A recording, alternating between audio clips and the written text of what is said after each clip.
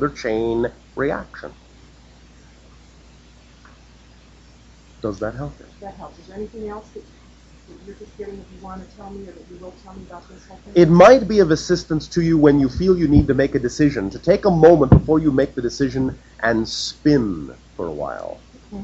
Put your arms out and just rotate around in a little dance that allows you to feel a little bit lighter, perhaps even a little bit giddy. And then, from that feeling, allow yourself to recognize what's the real choice you want to make. And drop away as you spin through centrifugal force all the things that don't belong to you. Oh, that's wonderful. Thank you. We got it from you. Oh. We got it from the you are becoming. She told us directly. She said, tell her that. The Spin Sisters. Spin sister. Yes. You see, you are she already. Right. Otherwise, you would not have concocted that title for yourself. Well, thank you very much. Happy spinning.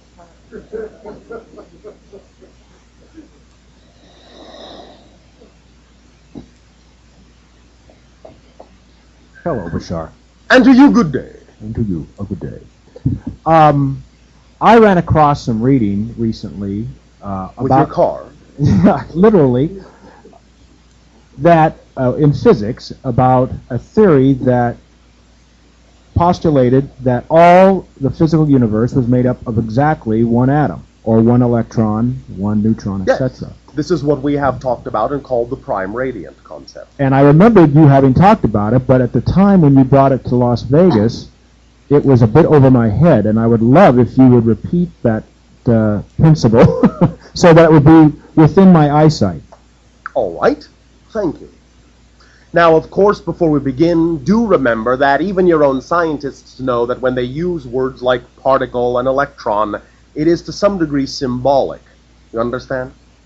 Because the idea of a subatomic particle actually being a solid little chunk of something is erroneous. It is, in a sense, more of an energy fluctuation that creates an effect that you perceive as being solid. So even they know that when they're talking about solid subatomic particles, they don't really mean it literally, but it will do to describe an effect.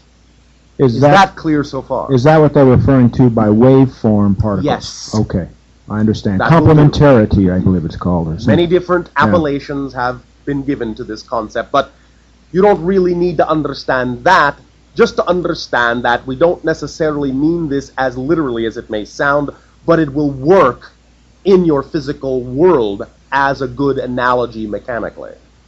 So, have you got that before we begin? I believe so. So, for then the sake of the analogy, it's all right to think of subatomic particles as actual physical solid particles. It will work. So, as you say, here goes. Imagine now then that there is this one particle, just one. In all of the empty void, there is only one. Have you got that? I'm with you.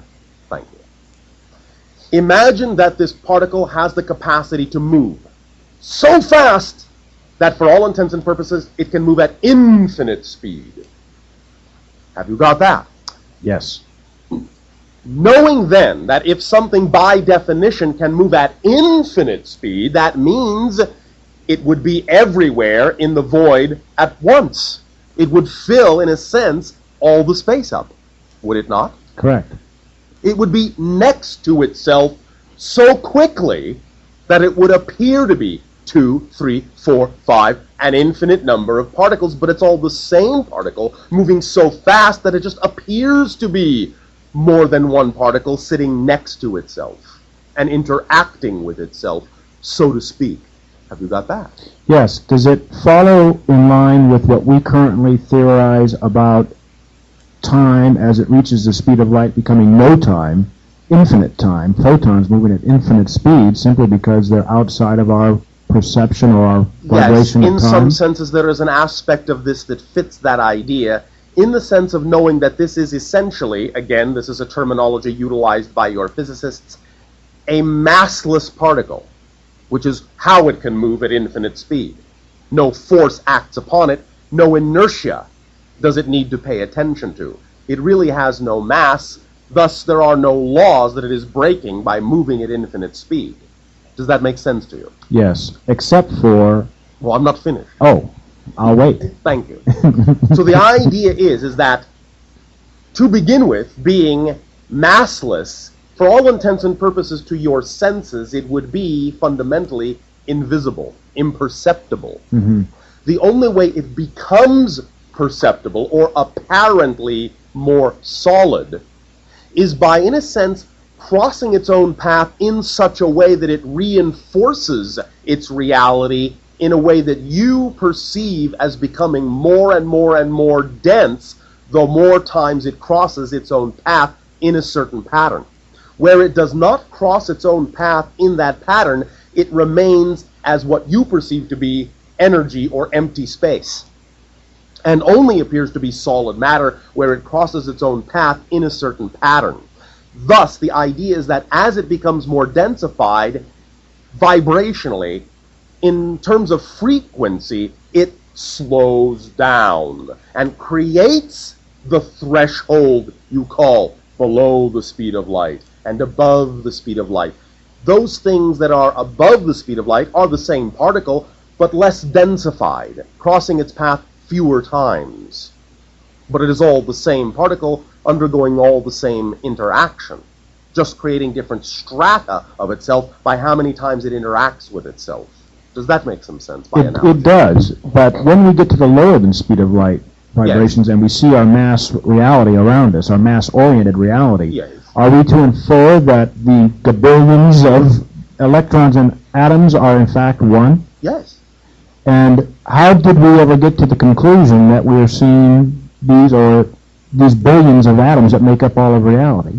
How did we get there? Because the very definition of physical densification brings with it the concepts of space and time, thus immediate compartmentalization in your perception of the one. So you see the one on physical levels as many. That's how you perceive the one, because there is only one moment, there is only one particle, but it is in that one moment everything it can be, all at once. But the only way you can perceive that from a physiological point of view is to see it next to each other or one after another, because there's no way by definition to perceive the whole Right. oneness from the physiological perspective, because that's the definition of physicality. Right, right. Does that make sense? Yes, yes. In fact, this probably ties into why all the ancients, the great wisdom teachers, would refer to the one, and they might mean literally the one. Oh yes, absolutely. Even in physical reality, everything really is one. So, literally, the atom, the subatomic particle that makes up the atoms of your body, is literally the same particle, not the same kind of particle, literally the same particle that makes up the farthest star. So literally, every change you make changes everything, everywhere, because it's all the same particle. And any alteration you make in the path changes the path for all to some degree. Even if only infinitesimally, it's still a whole new path. And when we look around at others, we have to recognize that we truly are ourselves, or we're looking at ourselves simply because it's all the same one. Literally, you live in a Yeah. hall of mirrors. Yeah, that's great. It is all reflections back to you. Wow, Bashar. Yes. That is the appropriate response for understanding. We believe that there is a saying on your planet that is put forth by one of your physicists that has something to do with your wow response. And it goes something like, if you do not have that kind of response, when quantum physics is first explained to you, you didn't understand it. Mm-hmm. By saying wow, that means you got it. If I can sneak one more in, science seemingly doesn't want to take this concept past what it's been able to discern through its experimentation. Well, now that's not really being fair when you lump everyone into one general category I called guess science. conventional science. There are many individuals who are, in your terms, Mm, quote yeah. unquote, cut and dried scientists who are very willing to take it in Yeah. different directions, but we understand the overall paradigm that you call science is usually reluctant to move in unexpected or untested directions until such time as it becomes Mhm. obvious and they have no choice, really. Yes, I understand. In fact, I don't need to take it any farther. I understand exactly what you're trying to convey. Last one. There are several people here in Las Vegas that would be very honored if you would be willing to help them in one way, shape, or form in developing their own channeling capacities, i.e. telepathic capacities. If you would possibly present some information that could help in a focused session, a seminar-like session, when Daryl is in Las Vegas, say prior to his evening work that you're doing now. Would there be, or do you have, or can you give us permission to orchestrate something like that where you would be our instructor in developing a channeling afternoon, say? It can be done and will be done, but not until what you call after the threshold of your year of 1997. Very good. How would you like us to go about asking each and every month or after the end of the new year? First, discuss it among yourselves to find out what you would call your level of interest. Right. And by the time your 1997 rolls around, the momentum and the acceleration behind the concept will allow the natural synchronicity to unfold. You have it.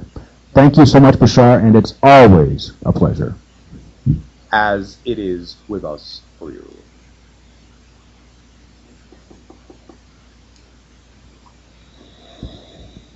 Greetings, Bashar. And to you, good day.